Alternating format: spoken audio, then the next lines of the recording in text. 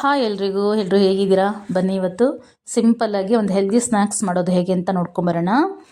ನೋಡಿ, ಇಲ್ಲಿ ಫ್ರೆಶ್ ಆಗಿರೋಂಥ ಟೊಮೊಟೊ ತೊಗೊಂಡು ನೀಟಾಗಿ ಈ ರೀತಿ ಸ್ಲೈಸ್ ಮಾಡ್ಕೊಳ್ತಿದ್ದಾರೆ. ಇದು ನಮ್ಮ ಅಕ್ಕನ ಮಗಳು ಮಾಡ್ತಾ ಇರೋದು. ಟೊಮೊಟೊ ತುಂಬ ಫ್ರೆಶ್ ಆಗಿದ್ದರೆ ಇದು ತುಂಬ ರುಚಿಯಾಗಿರುತ್ತೆ. ಮೊನ್ನೆ ಊರಿಂದ ಬರುವಾಗ ತೊಗೊಂಬಂದಿದ್ದು ಟೊಮೊಟೊ ತುಂಬಾ ಚೆನ್ನಾಗಿತ್ತಿದ್ದು. ಹಾಗಾಗಿ ಸ್ನ್ಯಾಕ್ಸ್ ಮಾಡೋಣ ಅಂತ ಅಂದರು, ಹಾಗಾಗಿ ಮಾಡ್ತಾ ಇದ್ದಾಳೆ.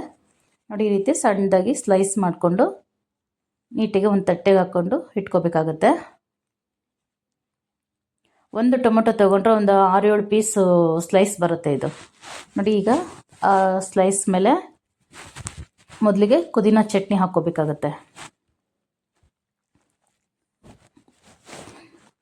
ನೋಡಿ, ಪುದೀನ ಚಟ್ನಿಗೆ ಪುದೀನ, ಸ್ವಲ್ಪ ಕೊತ್ತಂಬರಿ ಸೊಪ್ಪು, ಒಂದು ಹಸಿಮೆಣಸಿನ್ಕಾಯಿ, 1-2-3 ಪಿಂಚು ಜೀರಿಗೆ, ಉಪ್ಪು ಹಾಕ್ಕೊಂಡು ಹಸಿದೆ ಹಾಗೆ ರುಬ್ಕೊಂಡಿರೋದು. ಈಗ ಸ್ವಲ್ಪ ಉಪ್ಪು, ಸ್ವಲ್ಪ ಚಾಟ್ ಮಸಾಲ, ನೋಡಿ ಈ ರೀತಿ ನೀಟಾಗಿ ಹಾಕ್ಕೋಬೇಕಾಗತ್ತೆ. ಎಷ್ಟು ಬೇಕೋ ಅಷ್ಟು ನೋಡಿಕೊಂಡು.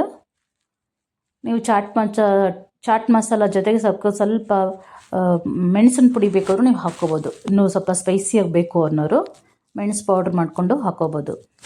ನೋಡಿ, ಇದು ಹುಣಸೆಹಣ್ಣು ಚಟ್ನಿ, ಸ್ವೀಟ್ ಚಟ್ನಿ ಅಂತೀವಲ್ಲ ಅದು. ಇದಕ್ಕೆ ಹುಣಸೆಹಣ್ಣು ನೀಟಾಗಿ ಕಿವುಚ್ಕೊಂಡು ನೀರಿಗೇ ಬೆಲ್ಲ ಮತ್ತು ಜೀರಿಗೆ ಪೌಡ್ರ್ ಹಾಕ್ಕೊಂಡು ಚೆನ್ನಾಗಿ ಕುದಿಸ್ಕೊಂಡ್ರೆ ಇದು ಹುಣಸೆಹಣ್ಣು ಸ್ವೀಟ್ ಚಟ್ನಿ ಆಗುತ್ತೆ. ಹಾಗೆ ಕಡಲೆಬೀಜ ಓದಿಟ್ಕೊಂಡಿದ್ದೀವಿ. ಆ ಕಡಲೆಬೀಜನ 2 ಭಾಗ ಮಾಡಿಕೊಂಡು ಅದನ್ನು ಕೂಡ ಇದ್ರ ಮೇಲೆ ಹಾಕ್ಕೋಬೇಕಾಗತ್ತೆ. ನೋಡಿ, ಈಗ ಈರುಳ್ಳಿ ಹಾಕ್ಕೊಳ್ಳೋಣ. ಸಣ್ಣದಾಗಿ ಹಚ್ಚಿರೋಂಥ ಈರುಳ್ಳಿ ಹಾಕ್ಕೊಂಡು ನೀಟಾಗಿ ಸ್ಪ್ರೆಡ್ ಮಾಡ್ಕೋಬೇಕಾಗತ್ತೆ ಇದನ್ನು. ಹಾಗೆ ಅದ್ರ ಮೇಲೆ ಕಡಲೆಪುರಿ, ಸಪ್ಪೆ ಪುರಿ ಬರ್ತಲ್ಲ, ಆ ಕಡಲೆಪುರಿ ತೊಗೋಬೇಕು. ಆ ಕಡಲೆಪುರಿನೂ ಕೂಡ ಇದ್ರ ಮೇಲೆ ಹಾಕ್ಕೊಂಡು ನೀಟಾಗಿ ಇದು ಮಾಡ್ಕೋಬೇಕಾಗುತ್ತೆ. ನಿಮಗೆ ಸ್ಪೈಸಿ ಬೇಕು ಅಂದರೆ ಇದ್ರ ಮೇಲೆ ಇನ್ನೊಂದು ಸ್ವಲ್ಪ ಮೆಂಟ್ ಚಟ್ನಿ, ಸ್ವೀಟ್ ಚಟ್ನಿ ಕೂಡ ಹಾಕ್ಕೋಬೋದು. ತುಂಬ ರುಚಿಯಾಗಿರುತ್ತೆ. ನೀವು ಒಂದು ಸಲ ಮನೇಲಿ ಟ್ರೈ ಮಾಡಿ, ಹೇಗಿದೆ ಅಂತ ಮರೀದೆ ಕಮೆಂಟ್ ಮಾಡಿ.